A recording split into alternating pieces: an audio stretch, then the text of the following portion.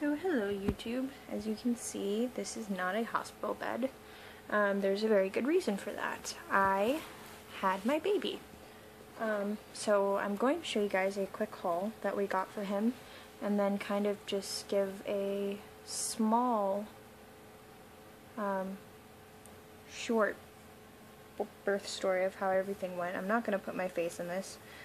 Simply because I look like crap. I'm in my pajamas and it's really early because I had to wake up to pump. So as you can see, these clothes are size preemie. He's very small, like really small.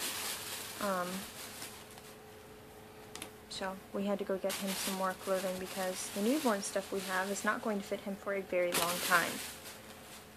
So I picked up these onesies. This one says Captain Adorable, and that one's just plain striped.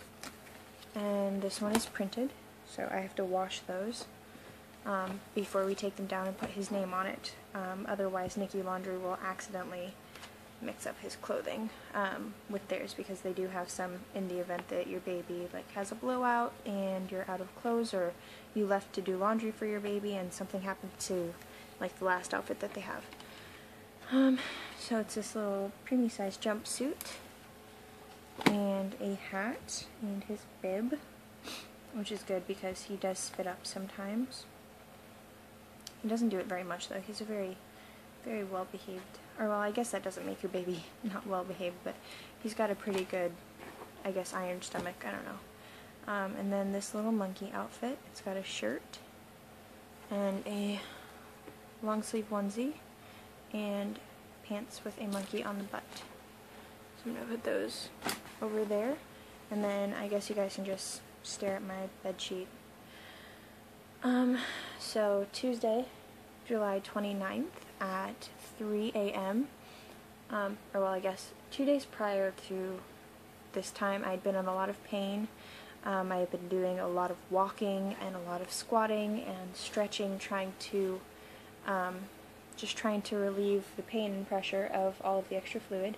By the end of my pregnancy, I had 42 centimeters of fluid in with the baby. The average number for a woman my size is 15.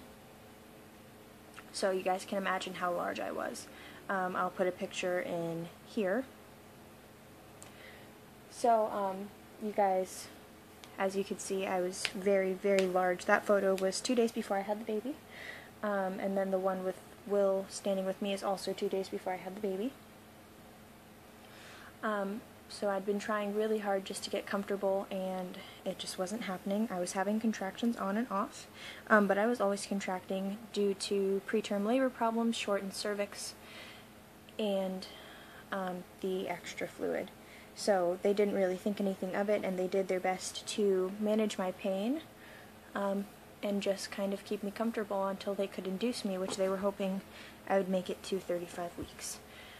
At this point I was just shy of 33 weeks the 2 days before, and the next day passed and I had slightly more regular contractions, and so they gave me a little bit more pain medication and kind of just tried to keep me comfortable. Will helped me walk around. He helped me do lots of stretching and squatting, and when I got tired and, started to feel a little bit hopeless, he'd snuggle me, and that was nice too.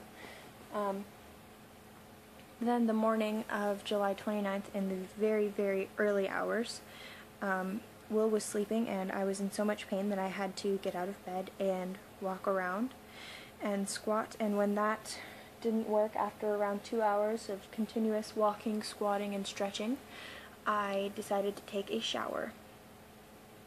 I was taking a very hot shower, and I had a bad contraction, so I squatted, and suddenly I was extremely comfortable.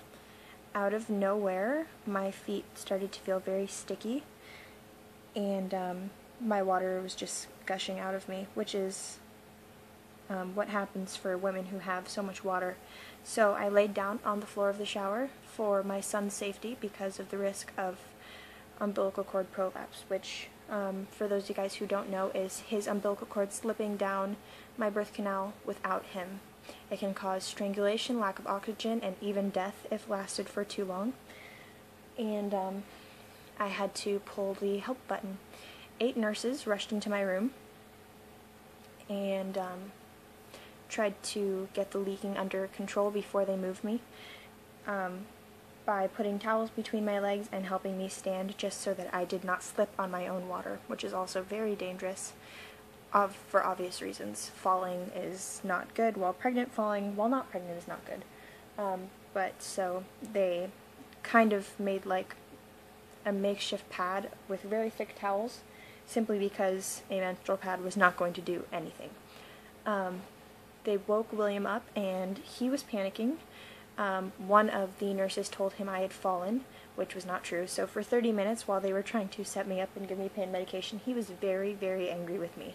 Until I finally asked him, "Why the hell are you so mad?" He's like, "Why the hell did you shower alone and fall on the baby?" And I was like, "I did not fall, my water broke on its own." And then he was fine. And in not exactly a better mood because we were having a very early, very small baby, but he was more willing to help out and not gripe at me. So they set in a new IV simply because mine had gone bad, and started setting me up in bed to keep me calm because I was not on the labor and delivery floor. I was on the antepartum floor, which is where they keep women who they are trying to not have their babies. Pretty much the antepartum special care floor is for mothers who have preterm labor issues or mothers who need to be watched or have preeclampsia and they're just trying to keep healthy until they can get their babies to a healthy point. I stayed there a day shy of 8 weeks.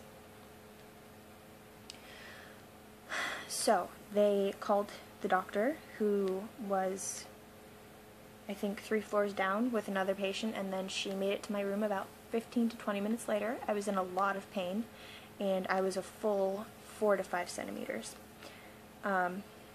Around 5 a.m. that morning, they started to give me actual pain medication that they give you in labor, such as fentanyl or morphine.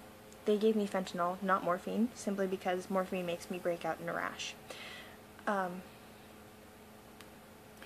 That did nothing for me, so they went ahead and gave me the full dose of what they are allowed to give women who are in labor, and that also did nothing. My contractions were very strong, they were very painful, and they were extremely hard, which was shocking to me as I felt that with how many contractions I had been having throughout my preterm labor problems, I would be able to do natural birth and not feel it, simply because my uterus was so used to contractions at that point. I thought I would be a pro at this. That was not the case. It was extremely painful, it was horrible, and it felt like a chainsaw was being put to my abdomen, which was not what I wanted to feel. They finally got me a room around 6:30 maybe, and they put me on a slightly smaller bed and moved me downstairs. Then, when I got into my room, they tried to get me comfortable while I waited for my epidural, which I requested right away because it was very, very painful. Around 30 minutes later than that, they checked me and I was 8 centimeters. The anesthesiologist came just in time because around maybe 30 minutes later, I was 9.5, and 10 minutes after that, I was a full-blown 10 centimeters, and I was ready to push out my son. We'd called my mother and father, and they came right away. They were very, very quick, and I'm thankful for that, as I do not think I could have done it without my team of support.